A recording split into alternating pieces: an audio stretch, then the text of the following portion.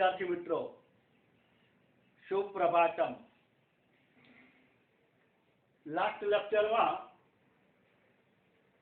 ड ब्रोगली सिद्धांत અને થિયોરિકલ માહિતી આપણે પહેલા જોઈ ગયેલા છીએ। ત્યારબાદ એના અનુસંધાનમાં કેટલાક પ્રશ્નોની પણ આપણે ચર્ચા કરેલી કે જેમાં ડ બ્રોગલી સિદ્ધાંતની अलग अलग रचनाओं, अलग अलग सिद्धांतों साथेनी संबंध ने आधारे जेमां बोर संबंध, गति ऊर्जा साथेनो संबंध अने अन्योन्य परस्पर संबंधों आ दरेक पॉइंट मुजब आपणे एक्जाम्पलनी एटले के जे सारा सारा प्रश्नों छे एनी पण चर्चा करेली। આપણે મિત્રો અહીંયા ડ બ્રોગલીમાં એવા કોઈ એક્ઝામ્પલ નથી લીધા કે જેની અંદર ગતિ કરતા પદાર્થનું દ્રવ્યમાન આપવામાં આવેલું હોય, એનો વેગ આપેલો હોય અને તરંગ લંબાઈ શોધવાની, એટલે કે lambda is equal two h upon mv। હવે આ પ્રકારના એક્ઝામ્પલ જે બુકમાં એનો ઉલ્લેખ કરેલો છે, lambda is equal two h upon mv માં h તો આપણને ખ્યાલ હોય, બાકીના ત્રણ પરિબળો પૈકી કોઈ પણ બે આપેલું હોય અને ત્રીજું શોધવાનું પૂછે, એટલે એ રીતના જે કોઈ પ્રશ્નો એવા નોર્મલ બેઝ જે છે કે જે તમે બુકમાં એનો અભ્યાસ કરેલો જ છે, એની અંદર બુકમાં પણ વિસ્તૃતપૂર્વક આ પ્રકારના એક્ઝામ્પલ આપેલા છે, એની આપણે અત્યારે બહુ કોઈ ચર્ચા કરેલી નથી। એટલે એવું નથી કે એ ન પૂછાય, હા, એ પણ મિત્રો ધ્યાન રાખજો, એ પ્રકારના એક્ઝામ્પલ પણ પૂછી શકે અને ઘણા બધા એવા એક્ઝામ્પલ છે, બરાબર। એટલે એ તો આપણે પ્રેક્ટિસ કરવાની, પણ આપણે શક્ય એવા પ્રશ્નો કરીશું કે જે આપણે બુકની અંદર નોર્મલ વે એવા પ્રકારના પ્રશ્નો નથી કે જે પૂછાતા હોય અને લોજિક પ્રશ્નો હોય। ओके मित्रों, नेक्स्ट आपणे आज ड ब्रोगली सिद्धांत पर आधारित एक नवो संबंध आपणे जोवानो छे के ड ब्रोगली सिद्धांत अने विद्युत भार अने विद्युत स्थितिमान एना वच्चेनो संबंध आपणे अहींया अभ्यास करवानो छे अने एना संबंधना अनुसंधानमां पण કેટલાક પ્રશ્નો પૂછાય જે આપણે અત્યારે બુકમાં એનો ઉલ્લેખ કરેલો નથી। અહીંયા ડ બ્રોગલી તરંગ લંબાઈ લેમ્બડા, વિદ્યુત ભાર Q અને વિદ્યુત સ્થિતિમાન V જે વોલ્ટ એકમ, Q કે જેનો એકમ કુલમ, વિદ્યુત સ્થિતિમાન કે જે વોલ્ટેજ એટલે કે વોલ્ટની અંદર માપવામાં આવતો હોય અને એકમ છે। તો એના માટેના સંબંધિત સૂત્રોની આપણે ચર્ચા કરીએ તો સૌ પ્રથમ गति ऊर्जा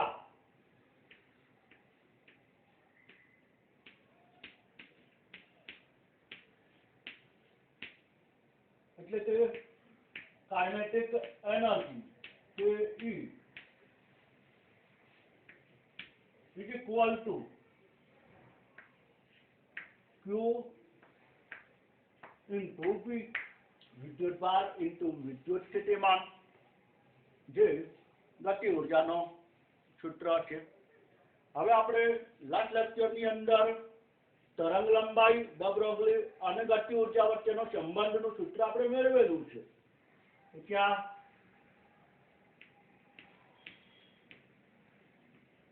lambda is equal to h upon square root of यानी कि अंडर रूट 2m के e 2m के e એટલે કે ગતિ ઊર્જા અને તરંગ લંબાઈ વચ્ચેનો સંબંધ, જે સૂત્ર આપણે લાસ્ટ લેક્ચરની અંદર દર્શાવેલું હતું। હવે આ ગતિ ઊર્જાની વેલ્યુ અહીંયા જો એપ્લાય કરવામાં આવે Q into V, તો lambda is equal two h upon under route 2m into Q into V value આપણે એપ્લાય કરી શકીએ તો એ વેલ્યુને આધારે આપણે અહીંયા ધ્યાનમાં રાખીએ તો therefore lambda is equal to h upon square root of 2m. હવે ke ની જગ્યાએ આપણે લખીએ q into v, બરાબર. h પ્લાન અચળાંક, m ગતિશીલ કણનો દળ અને વિદ્યુત ભાર. હવે અહીંયા ખાસ વિદ્યુત ભાર એટલે ઇલેક્ટ્રોન સાથે સંકળાયેલું છે કે જ્યારે વિદ્યુત ભાર પસાર થતું હોય એટલે કે ઇલેક્ટ્રોન, તો m ઇલેક્ટ્રોનનું દળ, q એટલે ઇલેક્ટ્રોનનો વીજભાર અને v એટલે વિદ્યુત સ્થિતિમાન અને વોલ્ટેજ. તો અહીંયા લેમ્બડા અને વોલ્ટેજ વચ્ચેનો જો સીધો સંબંધ આપણે અભ્યાસ કરીએ તો h ઇલેક્ટ્રોન માટે h m અને q, h m અને q ની વેલ્યુ આપણે એપ્લાય કરીએ, h m અને q ની વેલ્યુ એપ્લાય કરવામાં આવે તો ડાયરેક્ટ આપણે ઇલેક્ટ્રોન માટે h m અને q ની કિંમતો મૂકતા આની અંદર કિંમત એપ્લાય કરવામાં આવે આપણે સીધું સમીકરણ યાદ રાખી લઈશું. therefore lambda is equal to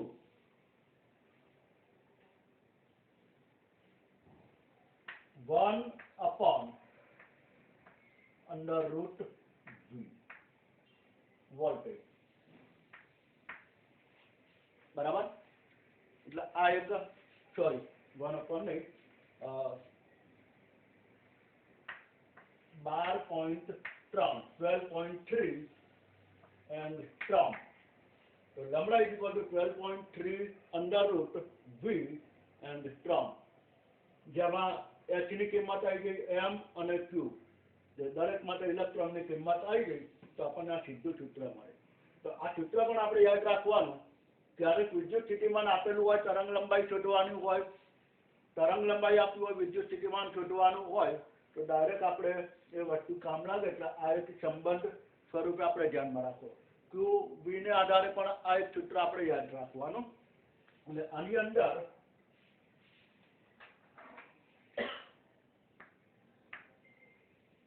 એક આ સૂત્ર આપણે ધ્યાનમાં રાખીશું. નંબર 2,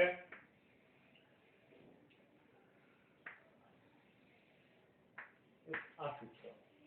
હવે જુદી જુદી તરંગ લંબાઈ અને એના વિદ્યુત સ્થિતિમાન વચ્ચેનો તફાવત એટલે એનો વચ્ચેનો સંબંધ ગુણોત્તરને આધારે દર્શાવીએ તો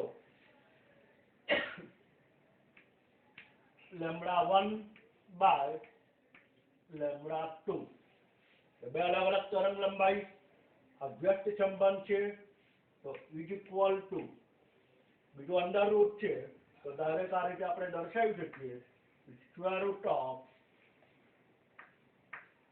v2 by v1. મિત્રો ખાસ ધ્યાન રાખજો, v એટલે વેગ માટે નથી, વિદ્યુત સ્થિતિમાન માટે છે, વોલ્ટેજ જેનો એકમ છે. તો λ1 by λ2 is equal to square root of v2 by v1. આના અનુસંધાનમાં પણ એક્ઝામ્પલ પૂછી શકે તો એ પણ આપણે અહીંયા ધ્યાનમાં રાખીશું.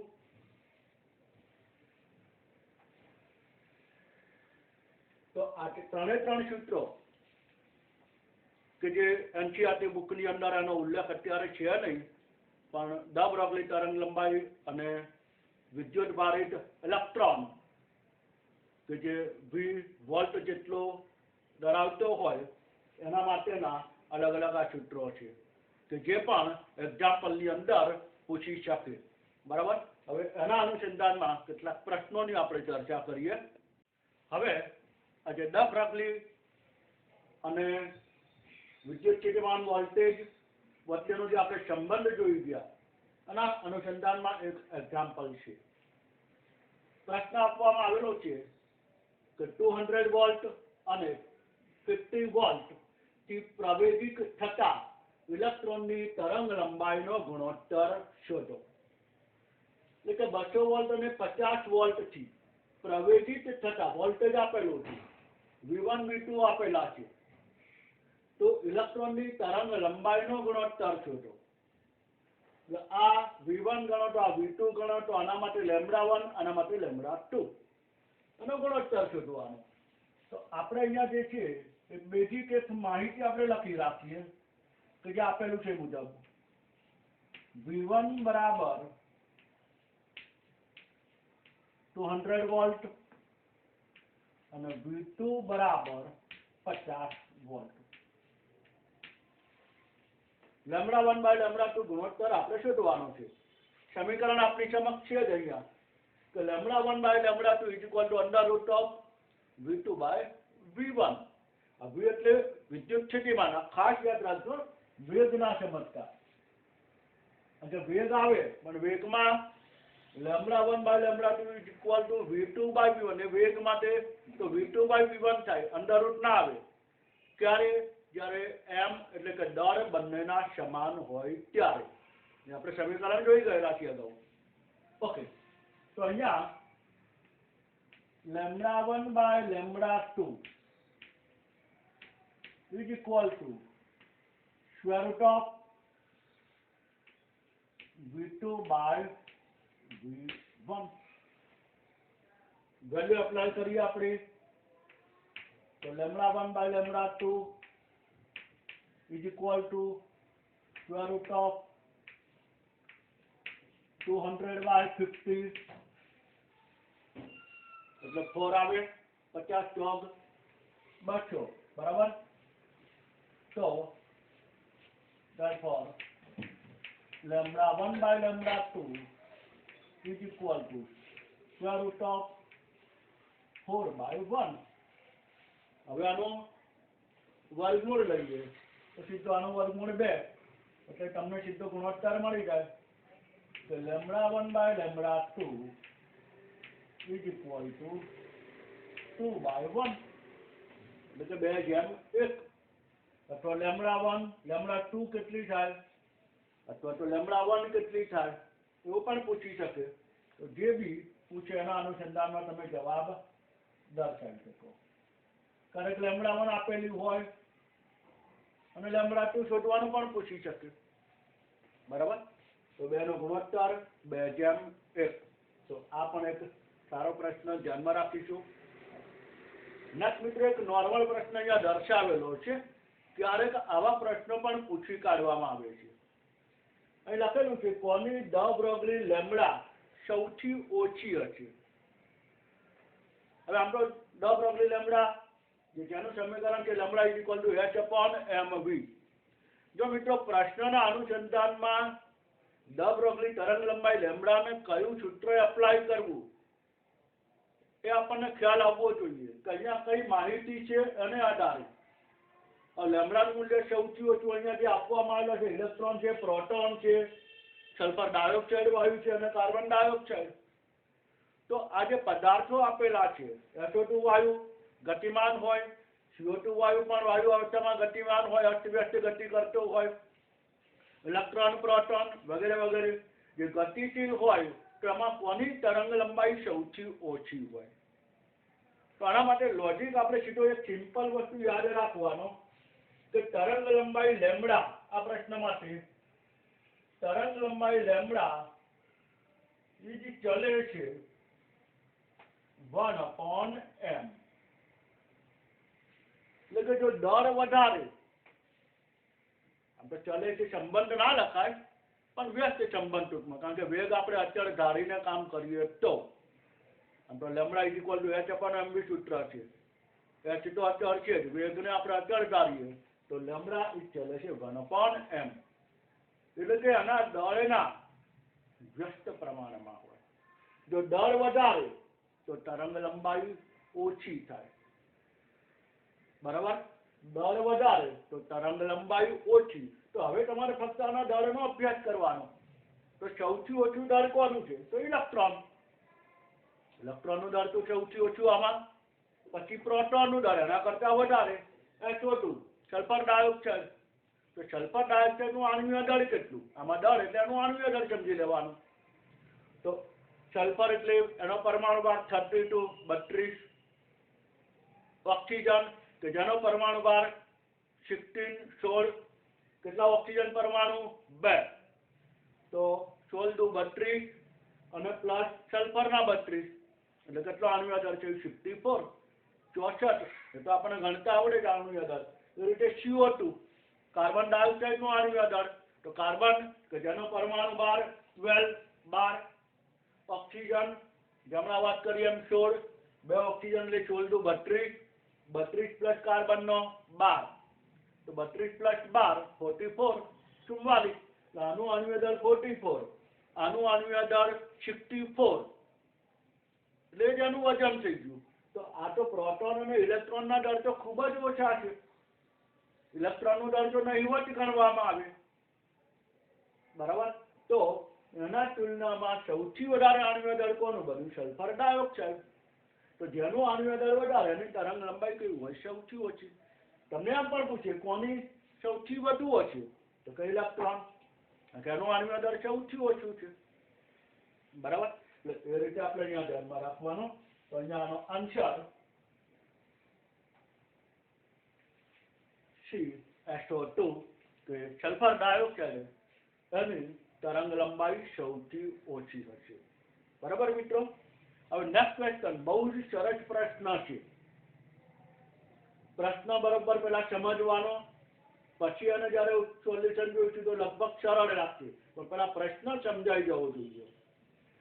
એ કણ ચોક્કસ વેગથી ગતિ કરે છે જેની તરંગ લંબાઈ 1 એંગસ્ટ્રોમ છે.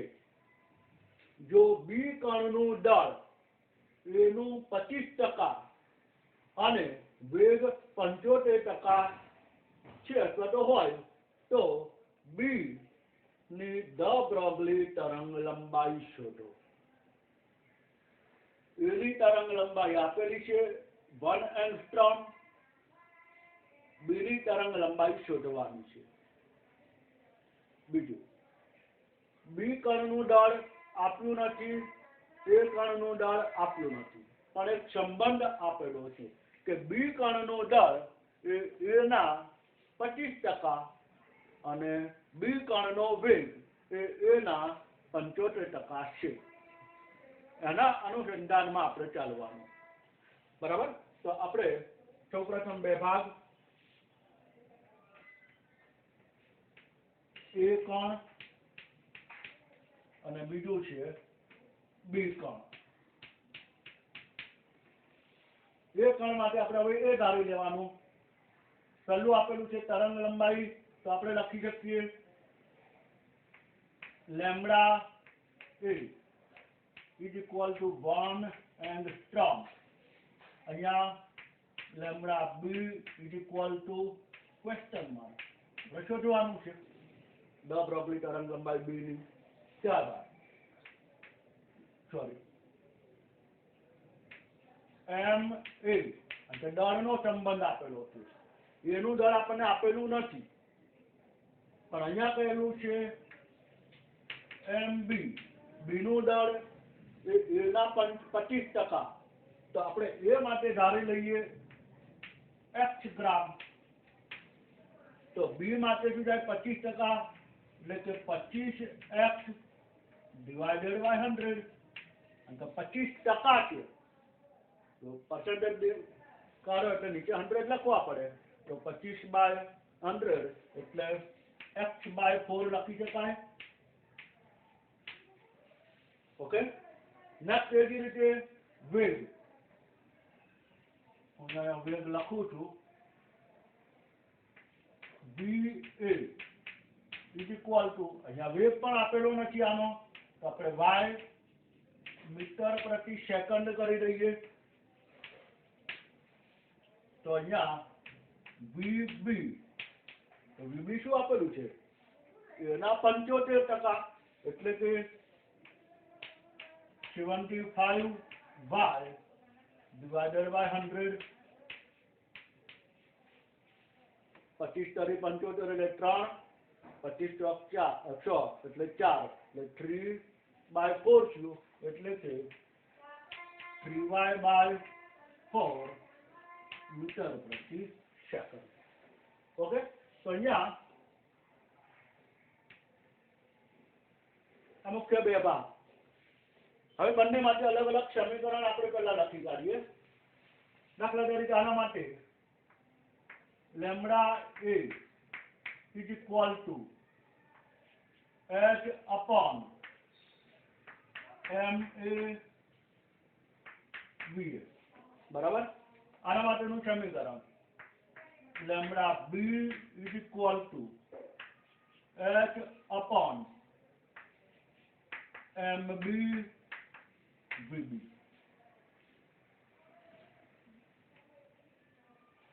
હવે બંનેનો ગુણોત્તર લઈ લો એટલે શું થાય? h h ઉડી જાય, બાકીનું રહ્યું a. હવે આપણે શોધવાનું છે લેમ્બડા b. આનો ઉપર રાખીએ તો આપણે લખીએ આનો માનો કે હું નંબર 1 આપું અને નંબર 2. તો સમીકરણ 2 અને 1 નો ગુણોત્તર લેતા. બરાબર. તો આપણે લખી શકીએ lambda b by lambda a is equal to, આ જે છે બંને વ્યસ્તમાં છે તો આનો b હોય તો ઉપર ma આવશે. આ એક આપણે અહીંયા ધ્યાનમાં રાખવાનું ma va upon mb vb. બરાબર. હવે વેલ્યુ એપ્લાય કરવાની છે. ma va upon mb vb. ma x va y એટલે કે x y upon mb એટલે x/4 x/4 એટલે કે 4x x/4 તો ઇન્ટુ 4 ઉપર જતા રહે ઇન્ટુ vb એટલે તો vb ની વેલ્યુ કેટલી છે? 3y/4 એટલે એમાં પણ 4 ઉપર જતા રહે ઇન્ટુ 4. શું થાય? x જાય y ઉડી જાય 16/3 16/3.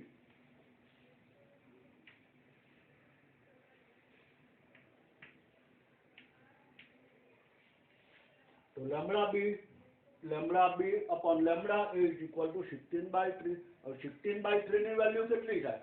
16/3. આમ તો સરળ છે. 3 પંચા 15. 1 ભાગનો ચાલે 0. 3 તારી 9. 1. હવે એ જ રીતે આગળ તો કેટલું આવી ગયું? 5.33. તો આ જે વેલ્યુ જે છે is equal to 5.33. Lambda b by lambda is equal to 5.33. Lambda એની વેલ્યુ કેટલી છે? 1 એંગસ્ટ્રોમ. Therefore સીધું ફાઇનલ આન્સર હું લખી કાઢું છું. Lambda b is equal to lambda અહીંયા મલ્ટીપ્લાય થાય તો 5.33 into 1 is equal to 5.33. એટલે કે વેલ્યુ જે તમારી છે 5.33 એંગસ્ટ્રોમ. એટલે કે બી કણ જે છે કે જેની તરંગ લંબાઈ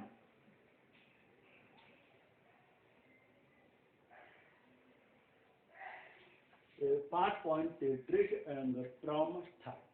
બહુ સરસ પ્રશ્ન. જો બંને વેગ વસ્તુ છે બેને કમ્પેરિઝન કરવાની છે.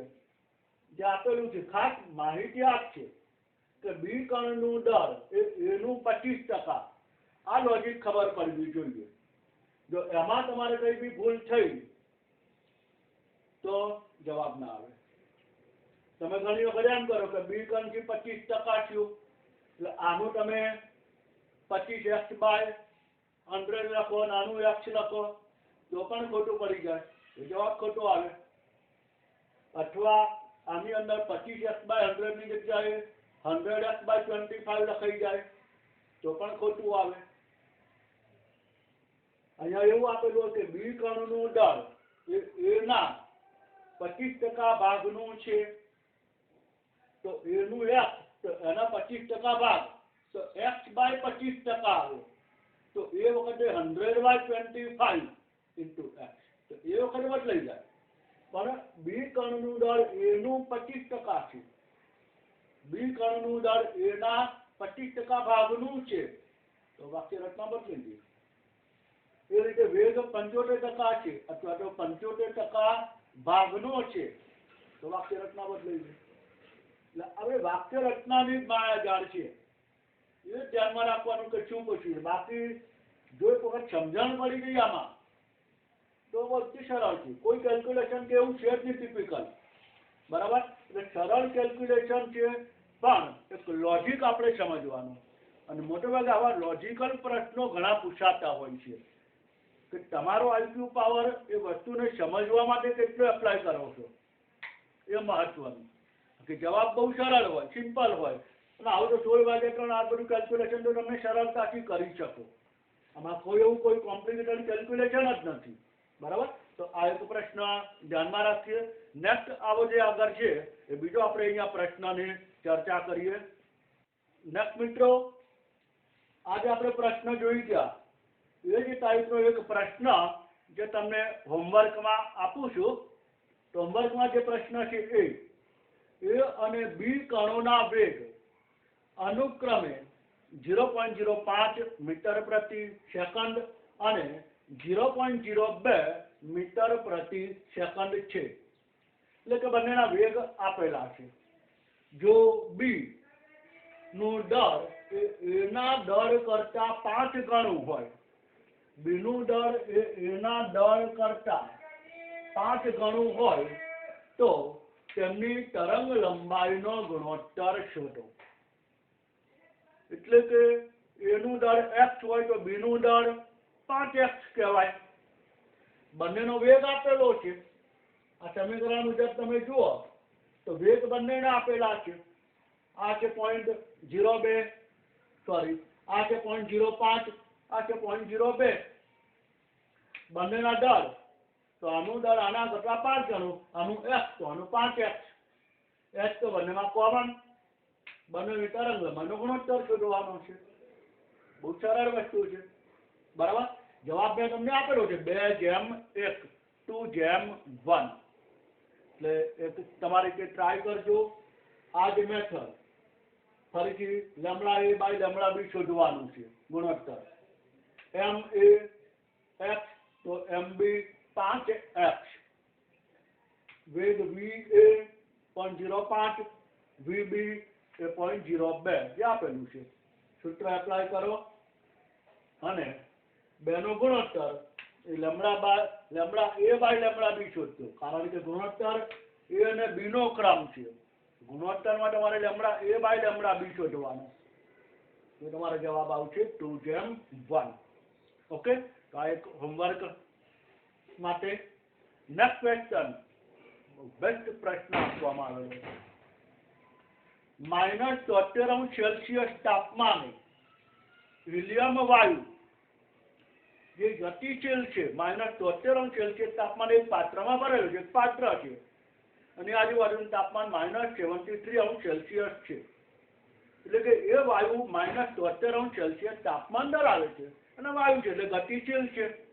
તો એ ગતિશીલ વાયુ માટે ડ બ્રોગલી લેમ્બડા તરંગ લંબાઈનું મૂલ્ય એ 727° તાપમાને નિયોન વાયુની ડ બ્રોગલી તરંગ લંબાઈ કરતા m ગણું વધુ છે, તો m શોધો. તાપમાન આપેલા છે, બે વાયુઓ છે, સમજી લેજો. એક હિલિયમ વાયુ, એક નિયોન વાયુ. હિલિયમ વાયુ કે જેનું તાપમાન કે -73°, નિયોન વાયુ કે જે 727° તાપમાને છે. બંને વાયુઓ ગતિશીલ હોય એટલે તરંગ લંબાઈ હોય, કારણ કે ડ બ્રોગલીએ કહેલું છે કે દરેક ગતિશીલ કણ એ તરંગ લંબાઈ ધરાવે. તો બંને વાયુઓ ગતિશીલ છે એના પાત્રની અંદર, બંને તરંગ લંબાઈ ધરાવે. પણ તરંગ લંબાઈ માટે અહીંયા શું કહેલું છે કે હિલિયમ વાયુની જે તરંગ લંબાઈ લેમ્બડાનું મૂલ્ય એ નિયોન વાયુની ડ બ્રોગલી કરતા m ગણું વધુ છે. તો આ m તમારે અહીંયા શોધવાનો છે. બરાબર, બહુ સરસ પ્રશ્ન આપવામાં આવેલો છે. હવે આના માટે ટેમ્પરેચર આપેલું છે. ટેમ્પરેચર પર આધારિત આપણે એવી કોઈ માહિતી અત્યારે જોઈ ગયેલા નથી. તો ટેમ્પરેચર પર આધારિત જે માહિતી છે કે એને આધારે આ પ્રશ્નને કેવી રીતે સોલ્યુશન કરવાનું છે એના માટે આપણે અલગ અલગ સૂત્રની માહિતીને આધારે જોઈએ. તો મિત્રો અહીંયા ધારો કે એક પાત્ર આપણે દર્શાવીએ સમજવા માટે.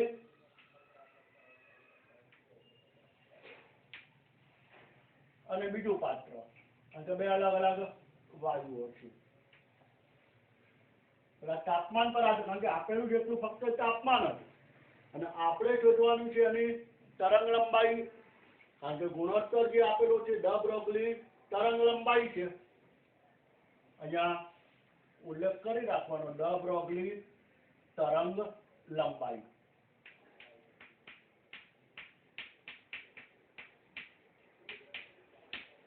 બરાબર, તો ડ બ્રોગલી તરંગ લંબાઈને આધારે તમારે m શોધવાનો છે.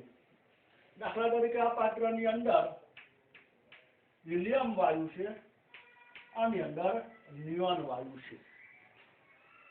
પાત્રની અંદર અને આ બાજુ નિયોન વાયુ સમજીએ. પાત્રની દિવાલને ઉપરના ભાગથી પણ બંધ કરવામાં આવે. હવે આ જે હિલિયમ વાયુ છે કે જેનું ટેમ્પરેચર છે -73°C અને આ બાજુ જે નિયોન વાયુ આપવામાં આવેલો છે કે જેનું ટેમ્પરેચર 727°C, 727 અંશ. હવે મિત્રો કદાચ તમને ખ્યાલ હોય કે આ બે વાયુ પૈકી કોની ગતિ ઉર્જા વધુ હોય, આની ગતિ ઉર્જા વધારે કે આની ગતિ ઉર્જા? તો ગતિ ઉર્જા એટલે ઇલેક્ટ્રોન કે પ્રોટોન કે કોઈ પણ પદાર્થ હોય કે વાયુઓ હોય કે જે ગતિ કરતા હોય એ ગતિમાન સાથે સંકળાયેલી એની ઉર્જા, એટલે ગતિમાન પદાર્થ સાથે સંકળાયેલી ઉર્જા જે ગતિ ઉર્જા. સિમ્પલ આપણે સમજીએ. આ ગતિ ઉર્જાનું મૂલ્ય તાપમાનના વધારા સાથે વધે. જેમ જેમ તાપમાન વધે એમ ગતિ ઉર્જા વધે. વાયુઓ છે તો વાયુઓનું તાપમાન વધારો, દાખલા તરીકે નોર્મલ ટેમ્પરેચર 50°C ટેમ્પરેચરે પાણી છે તો 50 તાપમાન હોય પાણીની ઉપર વરાળ બને અને એ જ પાણી અને 100°C લઈ જવામાં આવે તો એની ઉપર પણ વરાળ બને. આ બંનેમાંથી કઈ વરાળના પાણીના અણુઓ વધુ ગતિશીલ હશે? તો 100 વાળામાં. કારણ કે તાપમાન વધ્યું તો તાપમાન વધે તો વાયુ અણુની ગતિ શું થાય? વધે. ગતિ વધે એટલે સ્વાભાવિક પણ ગતિ ઉર્જા પણ વધે. કારણ કે ગતિ ઉર્જા = 1/2 mv². પહેલામાં પણ તાપમાન માટે એ જ વાયુ હતો, બીજામાં પણ તાપમાન માટે એ જ વાયુ છે. પણ તાપમાન વધી ગયો તો સ્વાભાવિક પણ ગતિ ઉર્જા વધી જાય, વેગ વધે. તો અહીંયા પણ મિત્રો આ બેનો તાપમાન, તો એ બેનો કોઈ પણ પદાર્થ હોય, કોઈ પણ વાયુનું ગતિ ઉર્જા એના તાપમાનના સમપ્રમાણમાં હોય. આ પહેલી એક લોજિક યાદ રાખો. એટલે અહીંયા આ એક વસ્તુ આપણે સમજીને ચાલીએ.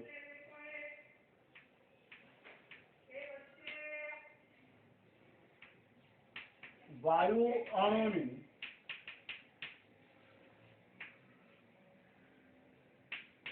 ગતિ ઉર્જા કે એ તેના કેલ્વિન તાપમાનના સેલ્સિયસ પણ કહી શકાય. આપણે કેલ્વિન તાપમાન જનરલી ઉપયોગમાં લેતા હોઈએ. કેલ્વિન તાપમાનના સમપ્રમાણમાં હોય છે બરાબર તો જે આપણે દર્શાવી શકીએ કે E ચલે છે કેપિટલ T એટલે ગતિ ઉર્જા એ તાપમાનના સમપ્રમાણમાં છે આના અનુસંધાનમાં આપણે ચાલવાનું જો તાપમાન આટલું હોય તો એની ગતિ ઉર્જા એ પ્રમાણે તાપમાન આટલું તો એની ગતિ ઉર્જા એ પ્રમાણે હવે તમને બે વાયુઓ આપેલા છે બે વાયુઓ કે જેમાં એક વાયુ તમને દર્શાવેલો છે હિલિયમ બીજો વાયુ છે નિયોન બરાબર બંને માટે બે ભાગ કરી દઈએ નંબર 1 તો આના માટેનું તાપમાન T તો T of He is equal to -73 अंश सेल्सियस કે જેમાં પ્લસ 273 ઉમેરવામાં આવે એટલે kelvin temperature is equal to 200 kelvin એટલે T of He is equal to 200 kelvin એ જ રીતે આ બાજુ T of નિયોન જે આપેલું છે 727 727 અંશ સેલ્સિયસ પ્લસ 273 ઉમેરવામાં આવે 27 માં 73 ઉમેરે એટલે 800 માં 200 એટલે 1000 તો ટેમ્પરેચર ઓફ નિયોન વાયુ એનું કેલ્વિનમાં 1000 કેલ્વિન થશે બરાબર એટલે આનું તાપમાન 200 કેલ્વિન આનું તાપમાન 1000 કેલ્વિન બંને વચ્ચે ટેમ્પરેચર આપણે જોઈ લઈએ એટલે જેટલું ટેમ્પરેચર એ જ એની ગતિ ઉર્જા જેટલું ટેમ્પરેચર એ જ ગતિ ઉર્જા કારણ કે બંને સમપ્રમાણમાં હોય તો સમચલન સંબંધ થઈ જાય ગુણોત્તર તમે લો એનો ગુણોત્તર લઈ લો તમે KE1 અથવા KEHE by KENE is equal to THE by TNE તો ગુણોત્તરને આધારે જુઓ તો 200 by 1000 એનું જ રહે એટલે ગુણોત્તરને આધારે સરખું થાય અને એને આધારે તમે એની વેલ્યુ KE1 KE2 તરીકે દર્શાવી શકાય ઓકે હવે બીજી વસ્તુ આપણે તરંગ લંબાઈ છે એક બાજુ આપેલી છે કે આપણી જોડે એક સમીકરણ એવું છે કે જે ગતિ ઉર્જા સાથે સંબંધિત છે જે લેમ્બડા h / 2m ke તો ke આપણે આ બેનો જ્યારે ગુણોત્તર લઈશું ત્યારે ke1 અને ke2 તો એ ગુણોત્તર એટલે આને આધારે જ થવાનો કારણ કે આ બંને વચ્ચે સમપ્રમાણ છે આ બંને વચ્ચેનો સંબંધ શું છે સમસંબંધ તો એ જ તમારે તાપમાનનો ગુણોત્તર થઈ જાય ખાસ ધ્યાનમાં રાખજો કારણ જો તમારે લખવું હોય તો આના અનુસંધાનમાં લખાય કે Ke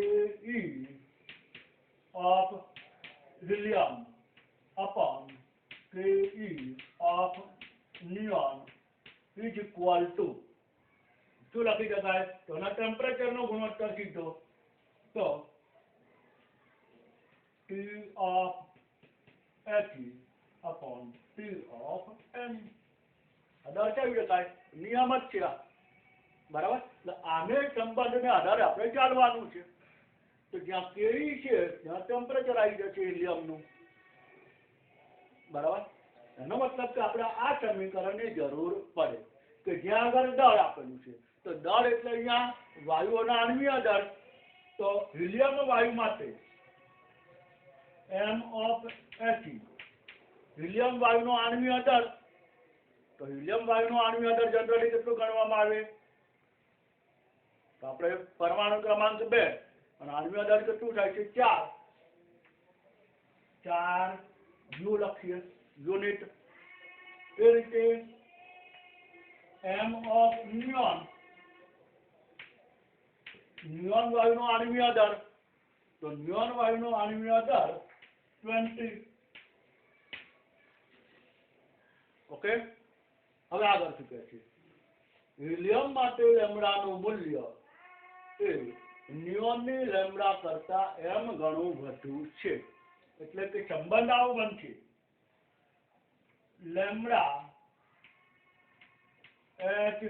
He is equal to capital M into lambda n સંબંધ આ બનશે. તો આ બે સંબંધમાં એના સમીકરણો એપ્લાય કરી દો. તો લેમ્બડા એચ નું સમીકરણ આને આધારે લખીએ તો આ લખી શકાય. આપણે જે માહિતી દળ અને તેની ખબર છે એને આધારે, બરાબર. તો અહીંયા હું લખું હવે જે સમીકરણ, તો lambda H h upon under root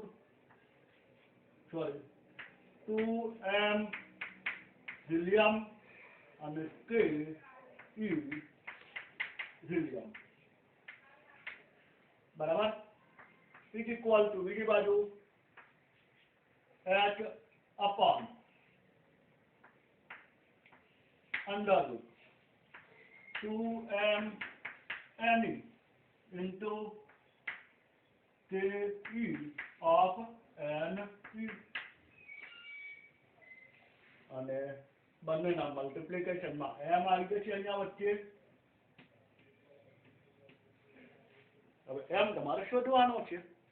આ બધું ઉપર આવી જાય, h ઓલરેડી દૂર થઈ જાય, 2 દૂર થઈ જાય. તો m શોધવા માટે આ ઉપર આવશે, આ નીચે, બરાબર. બહુ સરળ કામ થઈ ગયું. હવે તો m is equal to whole raised to under root 30.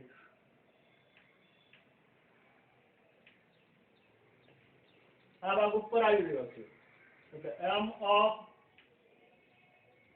n e ગુણ્યા k e n e. હવે k e n e તો t n e થઈ ગયું. સીધું જ આપણે લખી શકીએ. પછી આપણે સીધી બહાર વેલ્યુ એપ્લાય કરીશું, કે e n e divided by m of helium into k e of helium. હવે આના આણ્વીય દળ અને જોડે એના ટેમ્પરેચરને આધારે એનો ગુણોત્તર. તો આ જે ગુણોત્તર જે છે ટેમ્પરેચરને આધારે જો અહીંયા દર્શાવીએ તો હિલિયમનું ટેમ્પરેચર કેલ્વિનમાં 200 divided by નિયોનનું ટેમ્પરેચર કેલ્વિનમાં 1000. ઓકે, વેલ્યુ આપણે એપ્લાય કરી દેવાની. તો k ani 1000, k h 200, કારણ કે ગુણોત્તર ઊંચો થઈ ગયો, બરાબર. તો હવે વેલ્યુ એપ્લાય કરીએ તો m is equal to square root of m ne એટલે નિયોનનો આણ્વીય દળ 20 ગુણ્યા k e n e એટલે 1000 આવે,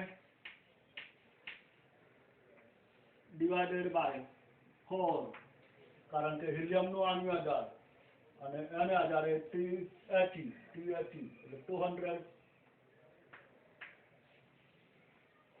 આનું સોલ્યુશન લાવવાનું.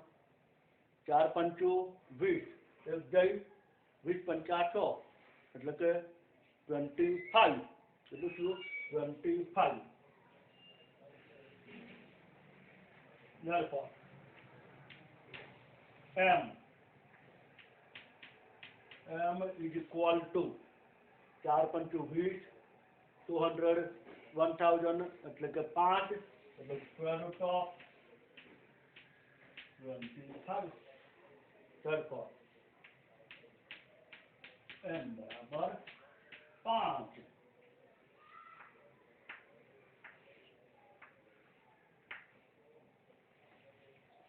equal to 5.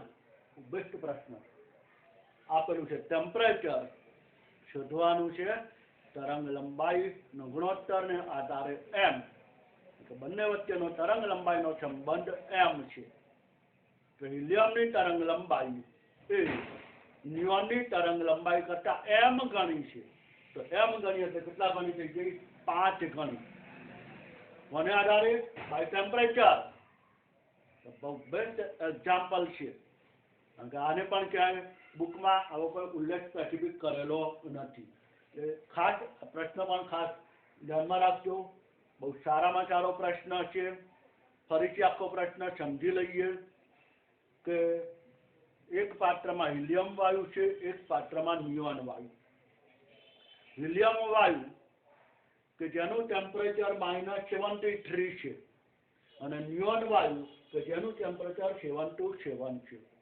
કોઈ પણ વાયુ હોય તો કોઈ પણ વાયુ માટે એની ગતિ ઉર્જા એ એના તાપમાનના સમપ્રમાણમાં હોય અથવા તો નિરપેક્ષ તાપમાનના સમપ્રમાણમાં. નિરપેક્ષ તાપમાન એટલે કેલ્વિન તાપમાન. આ ખાસ યાદ રાખવાનું. એટલે કેઈ ઇજ ચલે છે ટી. જ્યારે બંને સમચલનમાં હોય તો એ બેનો ગુણોત્તર એ જ એના તાપમાનનો ગુણોત્તર બને. બરાબર? સમચલન હોય ત્યારે એ બેનો ગુણોત્તર એ જ એના તાપમાનનો ગુણોત્તર બને. આ આપણે ખાસ ધ્યાનમાં રાખવાનું. અને એને આધારે હિલિયમ વાયુની ગતિ ઉર્જા અને નિયોન વાયુની ગતિ ઉર્જા ઇઝ ઇક્વલ ટુ હિલિયમ વાયુનું તાપમાન અપોન નિયોન વાયુનું તાપમાન. બરાબર? અને એ 200/1000. અને હિલિયમ વાયુનું કેલ્વિન તાપમાન 200, નિયોન વાયુનું કેલ્વિન તાપમાન 1000. 200/1000. Okay, clear? અને પછી બંનેના આણ્વીય દળ, કારણ કે અહીંયા ગતિ ઉર્જા તરંગ લંબાઈ, આપણે તાપમાનના આધારે ગતિ ઉર્જા તરફ ગયા, તો ગતિ ઉર્જા અને તરંગ લંબાઈ, તો એના અનુસંધાનમાં સૂત્ર આ છે. એટલે સૂત્ર કયું એપ્લાય કરવું એ મહત્વનું. અમે પહેલા કહ્યું એમાં કોઈ ગણતરી કેલ્ક્યુલેશન છે જ નહીં, સિમ્પલ કેલ્ક્યુલેશન હતું. પણ તમને ત્યાં કયું સૂત્ર એપ્લાય કરવું આ મહત્વનું. આ પહેલી વસ્તુ ખ્યાલ આવવી જોઈએ. એટલે આ સૂત્ર તેમાં દળ આપેલું છે. બંને વાયુ અલગ છે તો વાયુ અલગ હોય તો બંનેના દળ પણ અલગ હોય. તો હિલિયમ વાયુનું આણ્વીય દળ 4, નિયોન વાયુનું આણ્વીય દળ 20. હવે આ સંબંધ આપેલો છે. લખેલું છે કે હિલિયમનું એ નિયોનની ડ બ્રોગલી તરંગ લંબાઈ કરતા m ગણું વધુ છે. એટલે કે હિલિયમની તરંગ લંબાઈ એ નિયોન કરતા m ગણી છે. હવે આપણે m શોધવાનો છે તો λ ટી એનું સૂત્ર લખ્યું m, λ એનું સૂત્ર લખ્યું. ક્રોસ કરી દો કારણ કે m શોધવો છે તો આ ભાગ ઉપર આવી જાય, હોલ રેઝ ટુ સ્ક્વેર થઈ જાય. m of n into ke n upon m of h into ke h. m of n is 20, હિલિયમનો દળ 4. ગતિ ઉર્જામાં નિયોન અને હિલિયમની ગતિ ઉર્જા, જો આમાં નિયોન અને હિલિયમની ગતિ ઉર્જા કરીએ તો 1000/200 વેલ્યુ આપણે એપ્લાય કરી દીધી. હવે સિમ્પલ કેલ્ક્યુલેશન 4×20 200 into 1000 એટલે 5, તો 5 into 5 25. તો m is equal to √25, 25 નું વર્ગમૂળ 5, તો m is equal to 5. એટલે કે હિલિયમની તરંગ લંબાઈ એ નિયોનની તરંગ લંબાઈ કરતા 5 ગણી વધુ છે. સિમ્પલ. બરાબર? એટલે આ રીતે પણ બહુ બેસ્ટ પ્રશ્ન છે. ખાસ ધ્યાનમાં રાખજો. અહીંયા ડ બ્રોગલી સિદ્ધાંત પર આધારિત આપણે 2 લેક્ચર સુધી વિવિધ પ્રશ્નો આપણે સમજ્યા. ડ બ્રોગલી સિદ્ધાંત પર આધારિત આપણા પ્રશ્નો ખાસ ધ્યાનમાં રાખજો.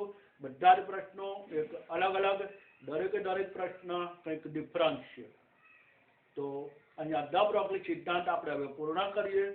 નેક્સ્ટ લેક્ચરની અંદર આપણે હાઇઝનબર્ગનો સિદ્ધાંતનો અભ્યાસ કરવાનો છે કે જે અતિ સૂક્ષ્મ કણ માટે છે, કે જેમાં ગતિશીલ કણનું